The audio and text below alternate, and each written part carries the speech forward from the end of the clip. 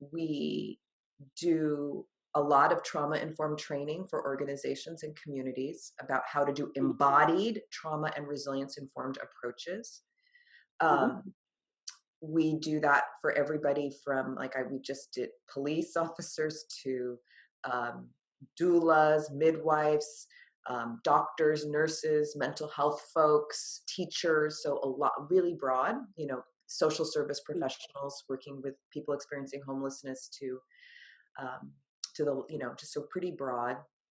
Gang intervention is a big area. We work violence prevention. Mhm. So how to look at becoming trauma informed from an embodied place. How do organizations or systems um, become trauma informed so that they're not re-traumatizing the people that they work with?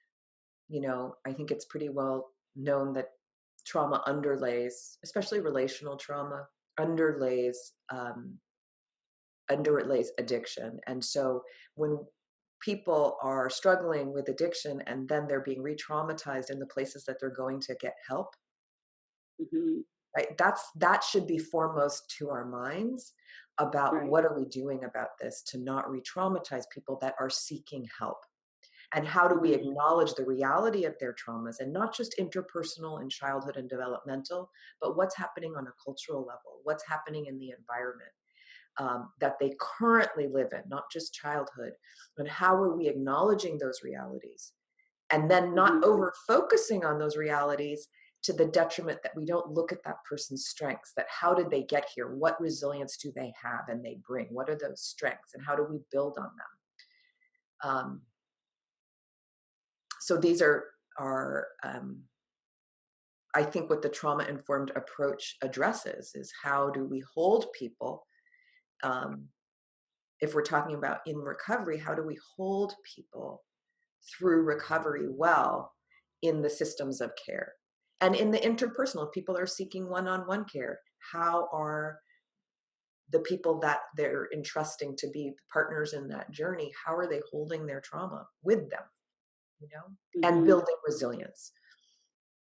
It's such an important conversation about what helps me feel safe, what is safety, um, because it's very hard to embark on a healing journey or a transformation journey if you don't have any idea of where you can return and rest, where you can find safety when things get rough.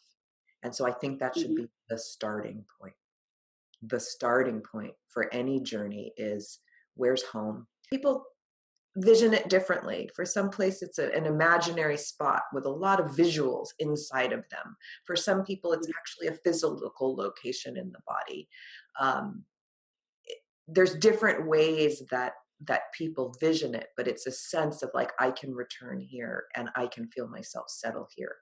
I know how to get here, um, Yeah. and it feels better here. And Mhm. again, I'm not saying that that's an easy thing to do for some people who've Right. never known safety.